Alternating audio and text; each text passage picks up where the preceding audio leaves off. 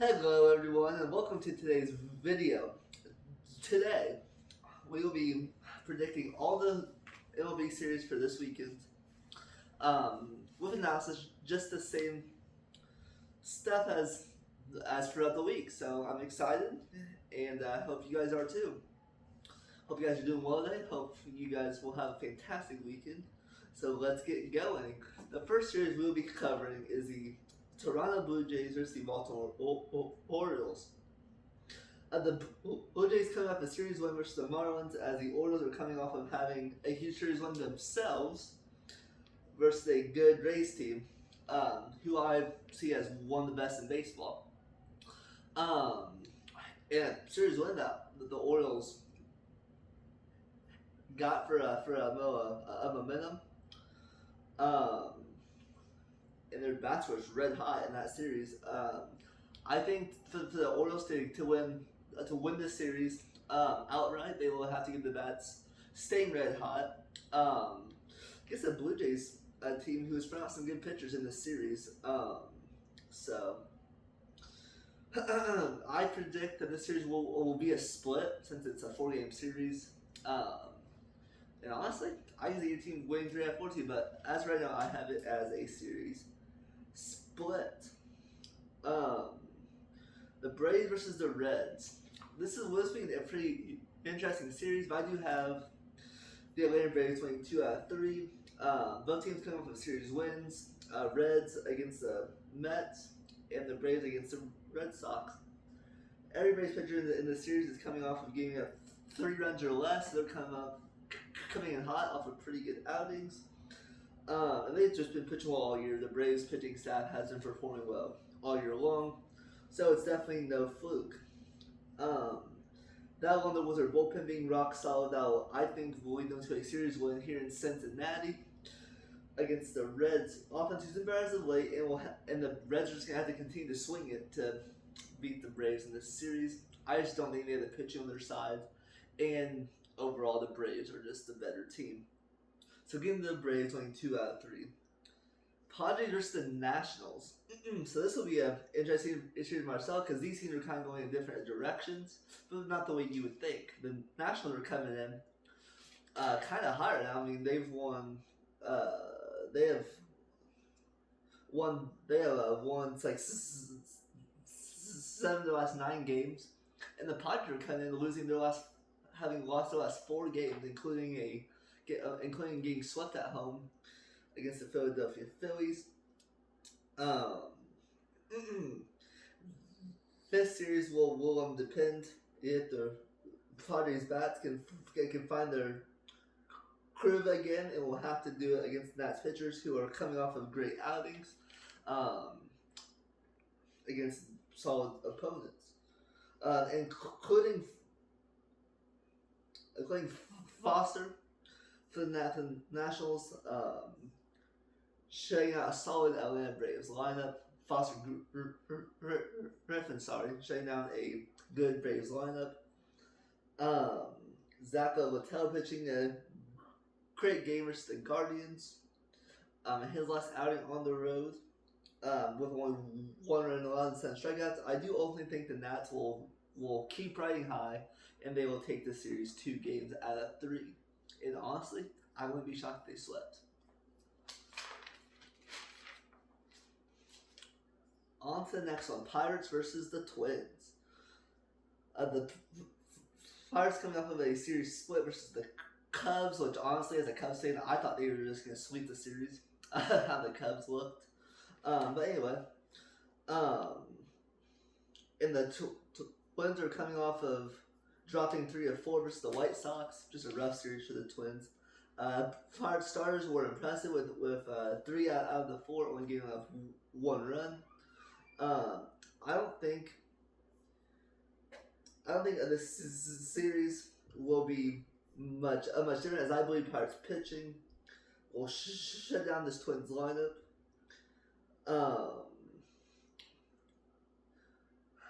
I think they'll shut down the Twins lineup, and ultimately I do think the Pirates arms, which honestly, how about the Pirates? I mean, they're kind of surprised to me.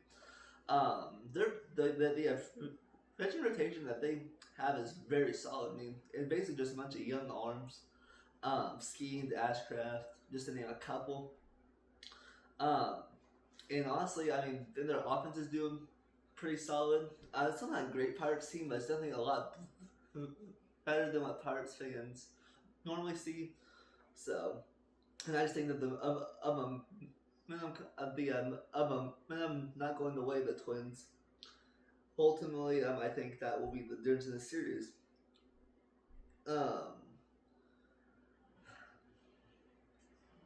So, giving the Pirates win 2 games out of 3. Sorry. Red Sox versus the Guardians. The Red Sox come in losers of 5 of their last 6 ball games. As the first place Guardians kind of a tough series loss versus the Nationals, who I just touched on. I love how the pitching matches up in the series. With for the Red Sox, honestly, with Tyler Sanfesto, who has been nails for the Red Sox since coming to rotation, posting I think an ERA just above 1, so pretty solid. He's a opener for Brian Bayo, so pardon me, I did not say rotation.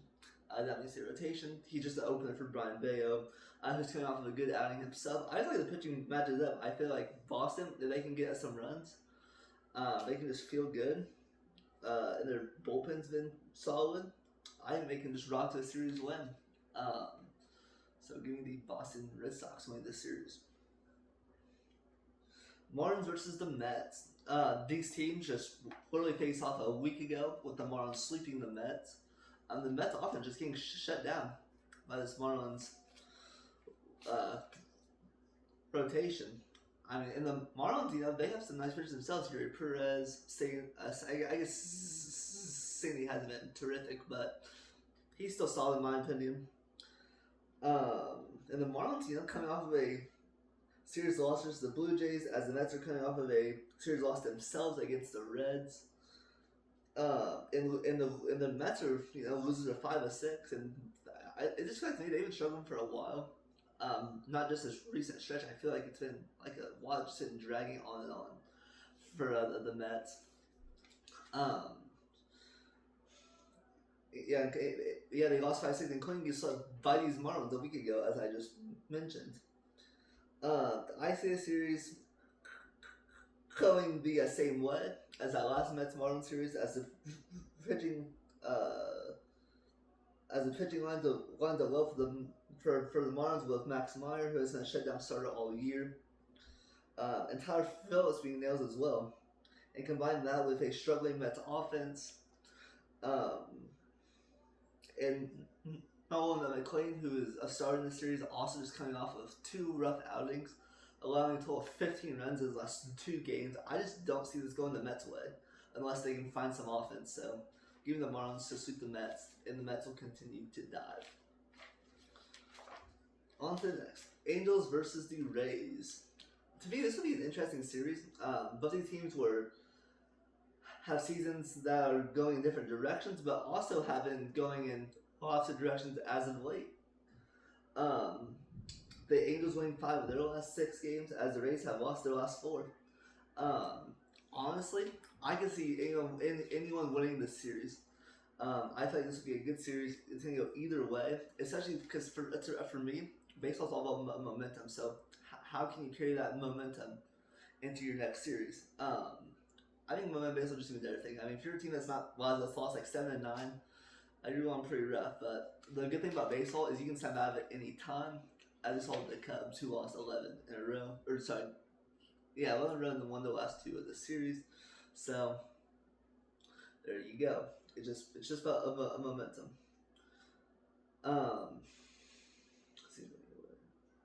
But I think the Rays will win this series. As pitching, in my opinion, lines up really well for them. But both McClanahan and Rasmussen have been 2 of their top arms all year. pitching in the series against the Angels offense, who in my opinion isn't great, but I feel like it's a little bit better. Like I said, I can see a series going either way. You know, with the pitching, with the woes of the Rays and the Angels feeling all of a sudden confident. And Reed Detmers pitching the series coming off a 14 strikeout performance. And Lourdes Urena pitching a solid season for the Angels as well. It's kind of wishing the Angels having decent pitching. But like giving at the Rays in this series, just 2 out of 3. I feel like it's kind of 50-50. I don't want to go with the better team at home, just because the Rays have a 19-24 at home. I feel like that might be the ultimate decider. So Cubs versus Cardinals. So my Cubs going to St. Louis facing the Cardinals, a team that I honestly hate. They're probably my least favorite team, if I'm being honest. Both teams are kind of struggling as the Cardinals have dropped their last 4, including getting swept by those Milwaukee Brewers, which is another team I despise. The Cubs are leaders of 11-13, but however have won their last 2 games. Despite the series of the Pirates. I don't think pitching doesn't really line up well with the Cubs. In the series, you kind of got Jordan Wicks going, who you don't really know what he's going to do because it's only going to be his second start. He got roughed up against the Pirates on like 8 runs. Shota Imanaga, who's been hasn't been very good his last couple starts. I think he's allowed to combine 15 runs in the couple starts. So as a Cubs fan, that does not excite me at all. But however, Ben Brown is going to the series, who unexpectedly just kind of came out of nowhere this year. I think he's been dominant. He's been an arm that the Cubs have really relied on. Weird thing to say. His ERA, I think, is like just a skosh over 2. He's been pretty dominant. Yeah, it's just disgusting. But however, I think the Cubs offense has figured something out. I feel like the Cubs offense will continue to ride their momentum that they have over the last 2 games, and they will come to St. Louis and score a lot of runs. And I have the Cubs taking the series 2 out of 3. Tigers versus White Sox. And they're kind of interesting series. The Tigers, in my opinion, has had an awful rough season, which, I mean, can't really be opinion. But I'm just saying, like, I've expected them to be a lot better, as probably most people did. And they were playing in a really weak division, so they were in it for a while. But then the Guardians kind of started winning, so it kind of just separated the rest of the pack. But anyway, and the Tigers have not won a series since the beginning of May, and just continue just to spiral downhill. Like I said, I think I said this in the last video. I would not be shocked if Skubal got traded off their team when they probably sell the deadline, I would assume. So, not at all what Tiger fans were expecting, but that's just kind of how it falls. All pitchers in this series, however, coming off of good outings. Should be a low pitch series in my opinion. I feel like that these games aren't going to be necessarily high scoring between these 2. But give me the White Sox in this series winning 2 out of 3. As they should be able to shut down this Tigers lineup. And I feel like the White Sox should be able to score some runs in this series in their home ballpark. As I said, I think they'll pitch on both sides also in the game. But I feel like the White Sox should be able to find more offense than the Tigers. And I honestly just believe that will carry the White Sox to a series win.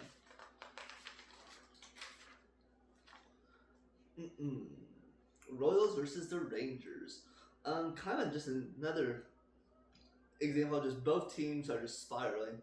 The Rangers have lost 6 of 7, and the Royals have lost 7 of 9. The Rangers offense struggled against Houston, which feels still the worst ERA in the big leagues.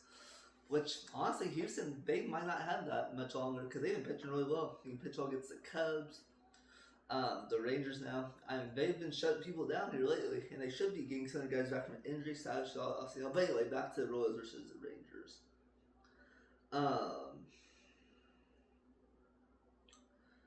Yeah. I mean, honestly, it's just going to be how the pitching does, really. with the Royals, which in my opinion, I think this pitching line really well with the Royals because they have two of their best guys going in this series. Their three best guys. And with a slumping Rangers offense, if you come out, like I said, with a slumping Rangers offense, and Rocket and Ryder kind of getting smacked around a little bit in their last outings, I feel like the Royals are going to find enough offense. And in between the series of these two slumping squads, I'm going to take the Royals winning 2 out of 3. Brewers versus the Astros. As I just mentioned, we've mentioned these two teams already. The Brewers coming off of a sweep against the Cardinals. But however, the Astros winning 6 of their last 7 games. So Astros have been hot. Brewers have won 7 of 9. So both teams coming on a hot streak. I think, however, this series, as we just talked about Astros pitching, I think this series is going to bring the Astros back down to earth a little. Their pitching back down to earth a little bit. Against the Brewers lineup that the Astros just haven't seen this type of lineup, and the Brewers just being as hot as they are. I just feel like that's going to be the difference. Is the pitching in this series? I think the Brewers outpitch the Astros.